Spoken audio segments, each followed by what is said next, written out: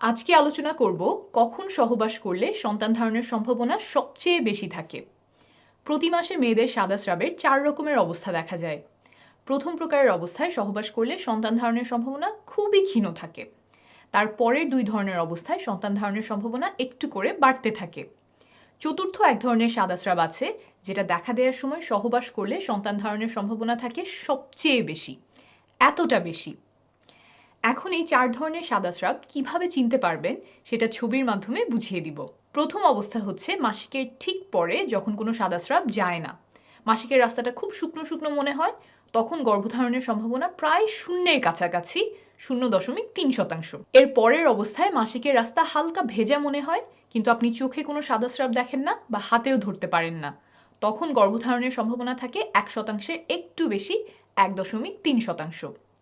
প্রথম এই 2 অবস্থা সবার মধ্যে দেখা যায় না, বিশেষ করে যাদের মাসিকের সাইকেল ছোট তাদের ক্ষেত্রে এই 2 অবস্থা মাসিকের সময়েই হয়ে যেতে পারে। তৃতীয় ও চতুর্থ অবস্থা যেটা বলবো সেটা প্রায় সবার ক্ষেত্রেই দেখা যায়। তৃতীয় অবস্থায় ঘন সাদা স্রাব যায়, সেটা আঙুলের সাথে আঠালো হয়ে লেগে থাকে, কিছুটা এমন। তখন গর্ভধারণের সম্ভাবনা বেড়ে 2.5%-এর কাছে চলে আসে। চতুর্থ অবস্থায় সাদা স্রাব খুব পাতলা এবং পিচ্ছিল হয়। কাঁচা ডিমের সাদা অংশ যেমন মসৃণ আর পিচ্ছিল হয়, কিছুটা তেমন দেখতে স্বচ্ছ।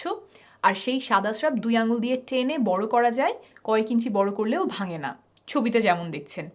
তখন গর্ভধারণের সম্ভাবনা অনেক বেড়ে যায়, 28.6%, অর্থাৎ প্রায় 30%-এর কাছাকাছি চলে আসে। এই চতুর্থ অবস্থা শেষ হওয়ার পর আবার সাদা স্রাব ঘন আঠালো বা নাই হয়ে যায়। মাসিকের ঠিক আগে আগে আবার পাতলা সাদা স্রাব যেতে পারে কিছু কিছু নারীর ক্ষেত্রে, তবে সেটা গর্ভধারণের সাথে সম্পর্কিত নয়। তাহলে করণীয় কি?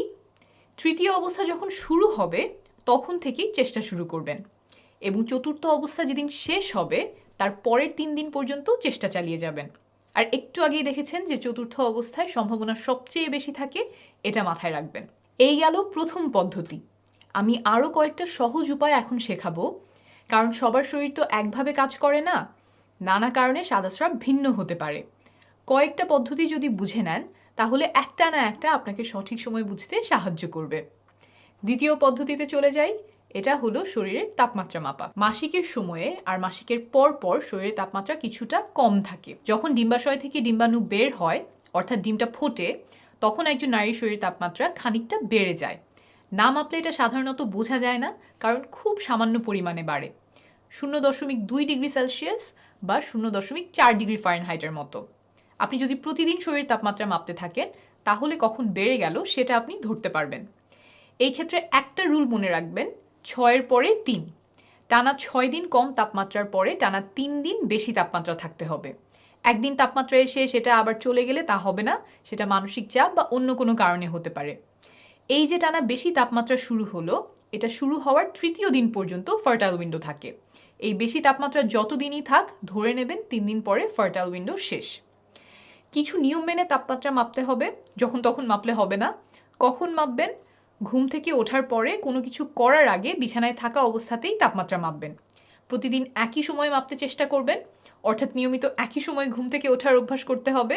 বিছানার কাছেই থার্মোমিটার রেখে দিবেন। আবার আমরা অনেকেই বগলের নিচে তাপমাত্রা মাপি, এখানে সেটা করলে হবে না, মুখের তাপমাত্রা মাপতে হবে। থার্মোমিটার জিহ্বার নিচে রেখে মুখ বন্ধ করবেন।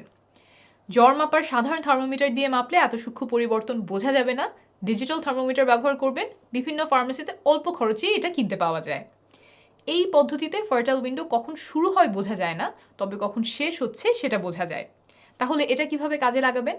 একটু আগেই যে সাদা স্রাবের পদ্ধতি বুঝিয়েছিলাম সেটা ব্যবহার করে সাদা স্রাব যাওয়া যেদিন শুরু হয়েছে সেদিন থেকে চেষ্টা শুরু করবেন, আর এই পদ্ধতিতে তাপমাত্রা বাড়ার 3য় দিন পর্যন্ত চেষ্টা চালিয়ে যাবেন।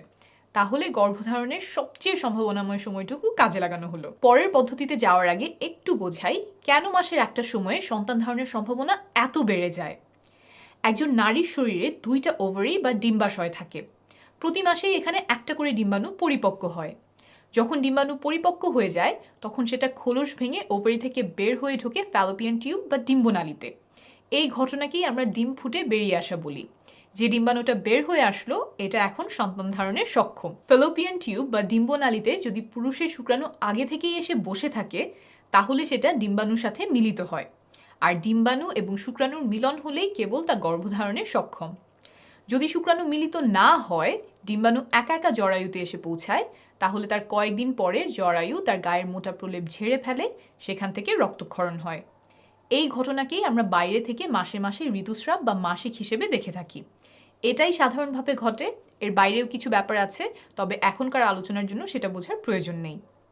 এখন খেয়াল করেন, নারীর দেহে পুরুষের শুক্রাণু সাধারণত 3 দিন বাঁচে, কিছু ক্ষেত্রে 7 দিন পর্যন্ত বাঁচতে পারে, কিন্তু একটা পরিপক্ক ডিম্বাণু থাকে সর্বোচ্চ 24 ঘন্টা। তার মানে ডিম্বাণু খুব অল্প সময়ের জন্য থাকে।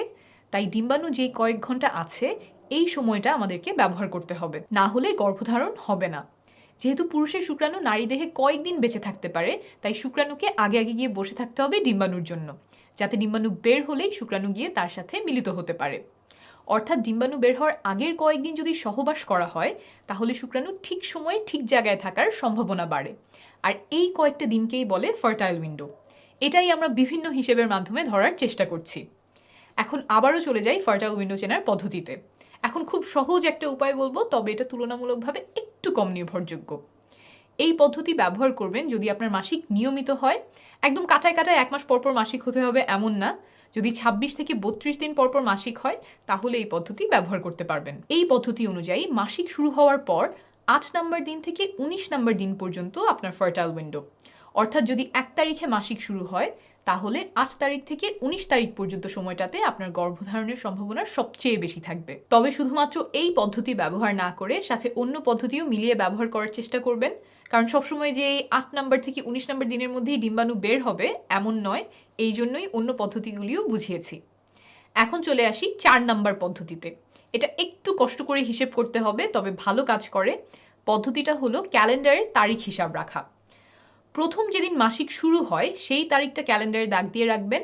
মাসিক কবে শেষ হলো সেটা দাগানোর প্রয়োজন নাই। এরপরে আবার যেদিন মাসিক শুরু হবে ক্যালেন্ডারে সেই তারিখটা দাগ দিবেন। এই দুইটা তারিখের মধ্যে যত দিনের পার্থক্য, সেটাই আপনার মাসিকের সাইকেলের দৈর্ঘ্য। ধরেন আপনার মাসিক শুরু হলো 1 তারিখ, তারপর আবার মাসিক হলো সেই মাসেরই 29 তারিখ। তাহলে 1 তারিখ থেকে সাইকেল শুরু হয়েছে, 28 তারিখে শেষ, 29-এ আবার নতুন সাইকেল শুরু। তাহলে এবার আপনার সাইকেল ছিল 28 দিনের। এভাবে অন্তত 6 মাস ধরে আপনার মাসিকের হিসাব রাখতে হবে। সবগুলোর দৈর্ঘ্য হয়তো একই হবে না, কোনোটার আসবে 33 দিন, কোনোটার 26 দিন। যখন 6টা দৈর্ঘ্য আপনি পেয়ে গেছেন, তার মধ্যে সবচেয়ে লম্বা আর সবচেয়ে ছোট সাইকেল দুটো আপনি নেবেন। সবচেয়ে ছোট সাইকেল থেকে 18 বিয়োগ করলে যেই সংখ্যাটা পাবেন, আপনার সাইকেলের সেই দিন থেকে ফার্টাইল উইন্ডো শুরু। আর সবচেয়ে লম্বা সাইকেল থেকে 11 বিয়োগ করলে যেই সংখ্যাটা আসবে, সেই দিন আপনার ফার্টাইল উইন্ডোর শেষ দিন। একটা উদাহরণ দিয়ে বোঝাই। ধরা যাক আপনার সবচেয়ে ছোট সাইকেল হচ্ছে 26 দিনের। এখান থেকে 18 বিয়োগ করলে হলো 8, অর্থাৎ আপনার সাইকেলের 8ম দিন থেকে ফার্টাইল উইন্ডো শুরু। তারপর ধরেন আপনার সবচেয়ে লম্বা সাইকেল হচ্ছে 33 দিনের। 11 বিয়োগ করলে হয় 22, অর্থাৎ আপনার সাইকেলের 22তম দিন হচ্ছে শেষ দিন। তাহলে মাসিক শুরু হওয়ার পরে 8 নম্বর দিন থেকে 22 নম্বর দিন হলো আপনার ফার্টাইল উইন্ডো। এর যে কোনো একদিন আপনার ওভারি থেকে ডিম্বাণু বের হওয়ার সম্ভাবনা আছে, তাই এই সময়টাতে সহবাস করলে শুক্রাণু আগে আগে গিয়ে ডিম্বাণুর জন্য বসে থাকতে পারবে। মাসিকের সাইকেল হিসাব করার সময় সাধারণত 2টা ভুল দেখা যায়। 1, মাসিক শেষ হওয়ার দিন থেকে অনেকে গোনা শুরু করে, কিন্তু হিসাব করতে হবে যেদিন মাসিক শুরু হলো সেই দিন থেকে। 2, অনেকে পরের মাসিক শুরু হওয়ার দিনটাও গোনে। পরের মাসিক যেদিন শুরু হলো সেদিন থেকে কিন্তু নতুন সাইকেলের হিসাব করতে হবে। ফার্টাইল উইন্ডো চেনার আরও অন্যান্য কিছু উপায় আছে। বাজারে ওভিলেশন কিট পাওয়া যায়, যেগুলো কিছুটা প্রেগনেন্সি টেস্টের মতো প্রস্রাবে হরমোনের লেভেল মেপে বলে দেয় কখন ডিম্বাণু বের হয়ে আসতে পারে। সেগুলোও ব্যবহার করতে পারেন, তবে দাম তুলনামূলকভাবে বেশি। মোবাইল ফোনে কিছু অ্যাপ পাওয়া যায়, যেমন ক্লু, গ্লো ইত্যাদি। মাসিকের তারিখ বসালে তারা ফার্টাইল উইন্ডো হিসাব করে দেয়, তবে এই সবগুলো অ্যাপই নির্ভরযোগ্য না। ব্যবহার করলে আপনার সাইকেলের দৈর্ঘ্য সম্পর্কে একটা ধারণা পেতে পারেন। এছাড়াও ডিম্বাণু বের হওয়ার পরে স্তনে বা তলপেটে ব্যথা হতে পারে, পেট ফাঁপা লাগতে পারে, তবে এই লক্ষণগুলো ব্যবহার করে ফার্টাইল উইন্ডো বের করা নির্ভরযোগ্য নয়। সবার ফার্টাইল উইন্ডো একই সময়ে হয় না, আবার একই মানুষের ক্ষেত্রে এক এক মাসে এক এক সময়ে হতে পারে। মাসিক যদি নিয়মিত হয় তাও। তাই নিজের শরীরের লক্ষণগুলো যেমন তাপমাত্রা, সাদাস্রাব, এগুলোর দিকে খেয়াল রাখলে সময়টা আরও ভালোভাবে চিনতে পারবেন। যতগুলো পদ্ধতি বললাম, এগুলোর কোনোটাই একদম নিশ্চিত করে বলতে পারবে না যে এই সময়েই ডিম্বাশয় থেকে ডিম্বাণু বের হয়ে এসেছে এবং এর মধ্যে সহবাস করলে বাচ্চা হবেই।